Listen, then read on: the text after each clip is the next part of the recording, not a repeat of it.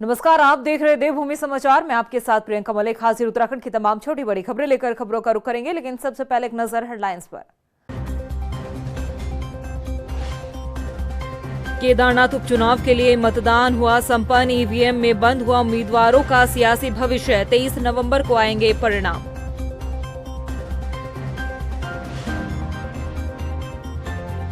केदारनाथ उपचुनाव में बीजेपी की प्रतिष्ठा दांव पर तो कांग्रेस को भी चमत्कार की आस। वोटर्स की चुप्पी ने बढ़ाई दोनों दलों की टेंशन।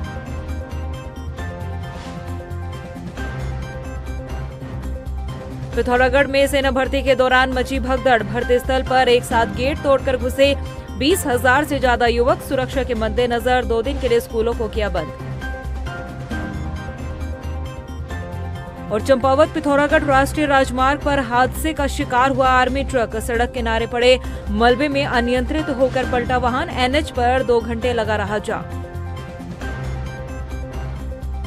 हेडलाइंस के बाद बुलेटिन में खबरें विस्तार से। केदारनाथ विधानसभा में उपचुनाव के लिए वोटिंग संपन्न हो चुकी है। चुनावी मैदान में जो प्रत्याशी उतरे थे, आज उनकी किस्मत ईवीएम में कैद हो चुकी है। क्षेत्र की जनता और बाबा केदार का आशीर्वाद आखिर किसे मिलेगा, ये तस्वीर 23 नवंबर को साफ हो जाएगी। ये रिपोर्ट देखिए। केदारनाथ उपचुनाव के लिए संपन्न हुआ मतदान। ईवीएम में कैद प्रत्याशियों की किस्मत। 23 नवंबर को आएगा परिणाम। केदारनाथ विधानसभा में उपचुनाव के लिए आज वोटिंग संपन्न हुई। चुनावी मैदान में उतरे प्रत्याशियों की किस्मत ईवीएम में कैद हो गई है। प्रत्याशियों की किस्मत का फैसला 23 नवंबर को सामने आएगा, जब मतगणना होगी। क्षेत्र की जनता और बाबा का आशीर्वाद किसे मिला है, इसके लिए चंद दिनों का इंतजार करना होगा। लेकिन तब तक प्रत्याशियों की बेचैनी बढ़ना तय है, लाजमी भी, क्योंकि केदारनाथ एक हॉट सीट है। इस सीट पर हार और जीत का संदेश 2027 का रास्ता तय करेगा। केदारनाथ विधानसभा उपचुनाव सिर्फ एक सीट का चुनाव नहीं, बल्कि उत्तराखंड की राजनीति में एक महत्वपूर्ण मोड़ बन चुका है। ये चुनाव न केवल बीजेपी और कांग्रेस के लिए प्रतिष्ठा की लड़ाई है, बल्कि राज्य में राजनीतिक समीकरणों को भी नया आकार देने का संकेत। महिला प्रत्याशियों की जीत का मिथक दोहराने की कोशिश में बीजेपी ने पूरी ताकत झोंक दी है, जबकि कांग्रेस इसे तोड़ने के लिए लगातार प्रयासरत दिखी। 23 नवंबर को मतगणना के साथ ही ये साफ हो जाएगा कि 3 महीने की तैयारी का फल किसके खाते में जाता है। बीजेपी ने इस उपचुनाव को जीतने के लिए पूरे राज्य और केंद्र से ताकत झोंक दी। मुख्यमंत्री पुष्कर सिंह धामी ने चुनाव की घोषणा से पहले ही केदारनाथ क्षेत्र में विकास योजनाओं की झड़ी लगा दी। प्रभावितों के लिए विशेष पैकेज से लेकर बुनियादी ढांचे के विकास तक की घोषणाएं की। पीएम मोदी का केदारनाथ से भावनात्मक जुड़ाव बीजेपी के लिए सबसे बड़ा सहारा है। केदारनाथ सीट पर अधिक महिला वोटर्स की संख्या को देखते हुए पार्टी ने महिला प्रत्याशी आशा नौटियाल को मैदान में उतारा। बीजेपी का दावा है कि क्षेत्र में हुए विकास कार्य पार्टी के लिए जीत की गारंटी बन सकते हैं। हालांकि नई दिल्ली में केदारनाथ मंदिर के प्रतीकात्मक शिलान्यास को लेकर जनता की नाराजगी एक बड़ी चुनौती है। हाल ही में कांग्रेस ने बद्रीनाथ और मंगलौर उपचुनाव में मिली जीत से उत्साहित होकर इस चुनाव में पूरी ताकत झोंक दी। पार्टी ने मतदाताओं के बीच अपने नेता मनोज रावत को एक भरोसेमंद विकल्प के रूप में सामने रखा। कांग्रेस ने बीजेपी की कमजोरियों को भुनाते हुए प्रचार को धार देने का काम किया। केदारनाथ से जुड़े तमाम मुद्दे उठाते रहे, लेकिन केदारनाथ की जनता किन मुद्दों को जहन में रखते हुए पोलिंग पार्टी तक पहुंची, ये तो वोटर्स ही बता सकते हैं। फिलहाल अब सबको 23 नवंबर का इंतजार करना होगा, जब मतगणना होगी और परिणाम सबके सामने होंगे। देहरादून से ब्यूरो रिपोर्ट।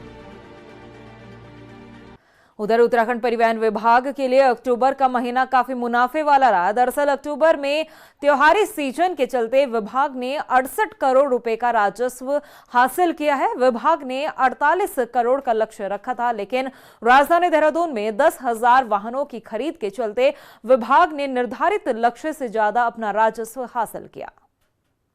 देखिए, अक्टूबर माह के अंदर क्योंकि त्योहारी सीज़न आ गया था, तो उसके अंतर्गत अभी हमारे द्वारा जो गाड़ियां रजिस्टर करी गई हैं वो 9,300 से ज़्यादा गाड़ियों को रजिस्टर किया गया है।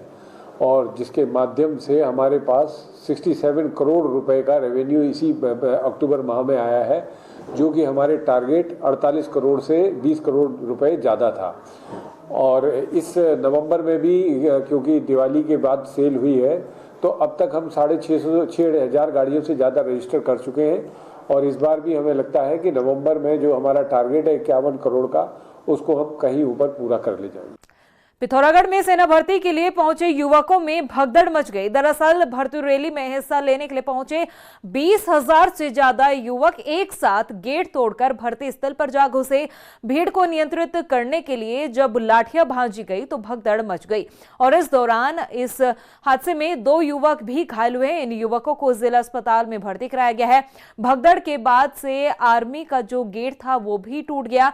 वहीं इस हादसे के बाद स्थानीय पुलिस प्रशासन टीम ने मोर्चा संभाला। साथ ही सुरक्षा के लिहाज से 2 दिनों के लिए स्कूलों को भी बंद कर दिया गया है। दिल्ली में बसों को लेकर लगी नो एंट्री ने एक बार फिर उत्तराखंड के परिवहन विभाग की बसों के चक्के जाम कर दिए हैं। एक तरफ यात्रीगण परेशान है तो दूसरी तरफ सरकार भी चिंतित दिखाई दे रही है। आखिर क्या है पूरा मामला, इस रिपोर्ट में देखिए। दिल्ली जाने वाली उत्तराखंड की बसों पर लगा ब्रेक। दिल्ली सरकार के एक्शन ने बढ़ाई उत्तराखंड सरकार की टेंशन। दिल्ली में तेजी से बढ़ रहे वायु प्रदूषण को देखते हुए दिल्ली सरकार ने डीजल बसों के आवाजाही पर पूरी तरह से रोक लगा दी है, जिसके चलते उत्तराखंड सरकार की धड़कनें तेज होती दिख रही है। दिल्ली सरकार के इस फैसले ने उत्तराखंड सरकार की बेचैनियां भी बढ़ा दी है। दरअसल उत्तराखंड में BS3 और BS4 डीजल की गाड़ियां ज्यादा है, जिसमें दिल्ली सरकार ने रोक लगाई है। उत्तराखंड में 194 बस पर रोक लगाई गई है, जो उत्तराखंड से दिल्ली की ओर मुसाफिरों को छोड़ने का काम करती हैं। और दिल्ली में नो एंट्री की वजह से अब उत्तराखंड परिवहन विभाग भी मुश्किलों में पड़ गया है।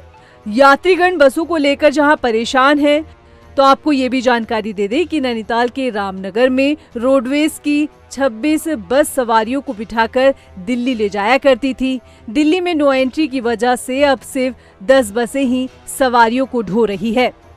सफर करने वाले मुसाफिरों को सीट नहीं मिल रही है, उन्हें लंबे समय तक बस का इंतजार करना पड़ रहा है, जिसकी वजह से यात्री काफी दिक्कतों का सामना कर रहे हैं। बस एक ही बस लगी हुई है, बल्कि यहाँ पे 2-3 होनी चाहिए थी, है ही नहीं दिल्ली के लिए कम है। उत्तराखंड परिवहन वाली यहाँ से मुरादाबाद होकर जाऊँगा, वाया मुरादाबाद होकर चेंज करनी पड़ेंगी। वो तो देखो दिल्ली गवर्नमेंट ने बंद करी है, उत्तराखंड गवर्नमेंट को तो पूरा प्रबंधन रखना चाहिए ना। उनको तो वहाँ तक यूपी बॉर्डर तक तो भेजनी चाहिए, दिल्ली में तो एंट्री नहीं है। वहाँ के जो अधिकारी है, वहाँ कोई आयोग है उसका प्रदूषण मुक्त, उसमें आयोग ने वहाँ पर रोक लगा रखी है और उस रोक लगा रखी है। वहाँ पर BS3 और BS4 की गाड़ी प्रतिबंधित है और वहाँ पर केवल CNG और प्रदूषण मुक्त गाड़ी ही जा रही है। वहाँ पर प्रदूषण मुक्त गाड़ियाँ ही जा रही है वहाँ पर। और हमारी 26 गाड़ियाँ थी, जिसमें से BS3 और BS4 की गाड़ियाँ ज़्यादा होने की वजह से हमारे वहाँ CNG गाड़ियाँ 10 गाड़ियाँ हैं और हम 10 गाड़ी को ही भेज रहे हैं इस समय। और 2 गाड़ी हमारी एक नई गाड़ी आई है, उनको भेज रहे हैं। बस गाड़ियाँ भेज रहे हैं हम इस समय वहाँ से, वो जो प्रदूषण मुक्त है। दिल्ली सरकार के इस फैसले ने उत्तराखंड सरकार की बेचैनियां बढ़ा दी है और मुसाफिरों के लिए परेशानियां भी खड़ी कर दी है।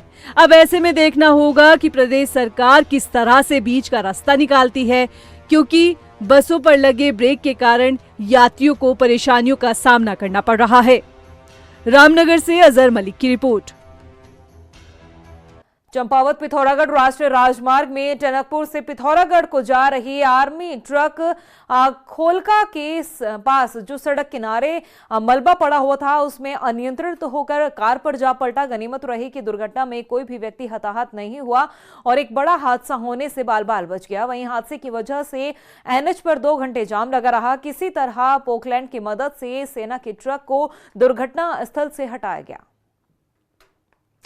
वहीं देहरादून स्थित चक्राता रोड पर मौजूद दून स्कूल की 4 दीवारी में मजार बनाने वाले अज्ञात ठेकेदार के खिलाफ पुलिस ने मुकदमा दर्ज किया। आपको बता दें कि आरोपी ने पहले ध्वस्त की गई मजार को नया निर्माण किया था। इसकी जानकारी मिलने के बाद पुलिस ने एक्शन लिया है। देखिए, एक मज़ार की एक जो फोटोग्राफ एक वायरल हो रही थी, वीडियो वायरल हो रहा था। उस वीडियो वायरल के बाद वहाँ पर पुलिस और प्रशासनिक टीम ने विजिट भी किया था और इसके बाद जो ये पता चला कि वहाँ पर जो ठेकेदार काम कर रहा था, जो बाउंड्री वॉल के निर्माण कार्य में, उसके द्वारा ही इसमें निर्मित की थी, जो उसके द्वारा फिर बाद में इसको हटाई गई। लेकिन इसमें जो भी हमारी बीट सूचना के कांस्टेबल थे, जिनकी बीट क्षेत्र में ये पड़ता था बिंदाल चौकी के, उनके द्वारा इसमें विस्तृत जांच की गई, जो वीडियो वायरल हो रहा था उसकी, और किन परिस्थितियों में वहाँ पर धार्मिक स्ट्रक्चर का बनाया गया था। इन सभी को देखते हुए बीट सूचना के आधार पर कल चौकी इंचार्ज बिंदाल द्वारा इसमें मुकदमा दर्ज कराया गया है अज्ञात ठेकेदार के विरुद्ध, और इसमें विवेचना की जा रही। जो साक्ष्य आएंगे उसके बाद इसमें अग्रिम कार्रवाई की जाएगी। वहीं हल्द्वानी के काठगोदाम थाना क्षेत्र में पुलिस ने 2 शातिर चोरों को गिरफ्तार किया है। काठगोदाम थाना क्षेत्र के दमवाडूंगी इलाके में 16 नवंबर को अज्ञात चोरों ने घर का ताला तोड़कर चोरी की घटना को अंजाम दिया था, जिसके बाद से पुलिस ने इस पूरे मामले में कार्रवाई करते हुए चोरों को गिरफ्तार किया है। इसके साथ ही आरोपियों के कब्जे से चोरी की ज्वेलरी भी बरामद की है। थाना काठगोदाम के दमवाडूंगा क्षेत्र में एक परिवार के बाहर जाने पर उनके घर में चोरी की गई और उनके द्वारा बताया गया उनके घर का कुछ घरेलू सामान और कुछ जेवरात जो है वो चोरी कर लिए गए हैं। तो इसमें थाना काठगोदाम में एफआईआर पंजीकृत की गई और एफआईआर पंजीकृत करने के बाद में 2 काठगोदाम थाना अध्यक्ष दीपक बिष्ट, उनके नेतृत्व में एक टीम हमने गठित की और इस टीम के द्वारा जो 2 चोरों को गिरफ्तार किया है, जिनके कब्जे से जो है जो चोरी किया हुआ सारा सामान बरामद कर लिया गया और जो बरामद सामान है उसकी कीमत 8 लाख रुपए के आसपास की। इनमें से जो एक अभियुक्त है गौरव, उसका पूर्व में भी आपराधिक इतिहास रहा है, वो पहले भी चोरी घटना को अंजाम दे चुका है। दिनेशपुर के आनंदखेड़ा में क्रिकेट टूर्नामेंट की शुरुआत हो चुकी है। आपको बता दें कि इस टूर्नामेंट में करीब 16 टीमें हिस्सा ले रही हैं। आयोजकों ने बताया कि क्वार्टर फाइनल का मैच जयनगर और रुद्रपुर की टीम के बीच खेला गया। वहीं बड़ी संख्या में दर्शक भी मैच देखने के लिए पहुंचे। आज 16 टीमों ने भाग लिया था।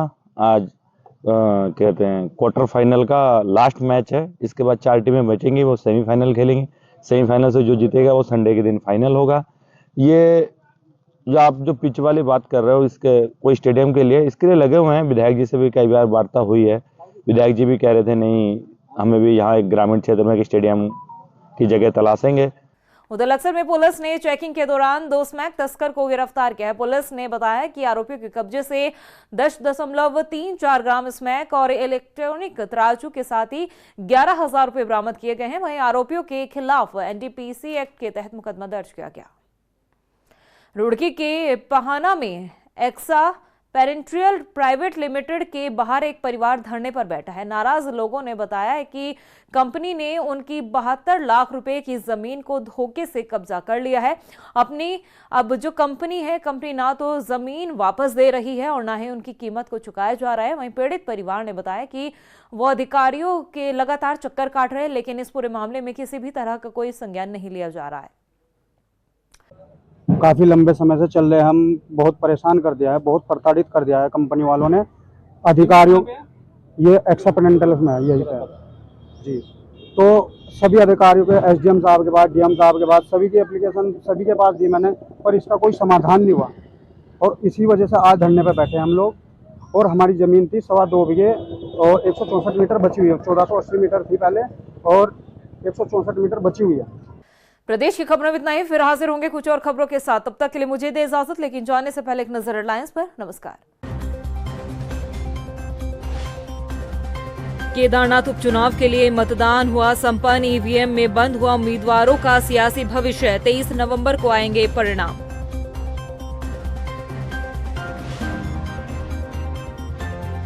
केदारनाथ उपचुनाव में बीजेपी की प्रतिष्ठा दांव पर तो कांग्रेस को भी चमत्कार की आस। वोटर्स की चुप्पी ने बढ़ाई दोनों दलों की टेंशन।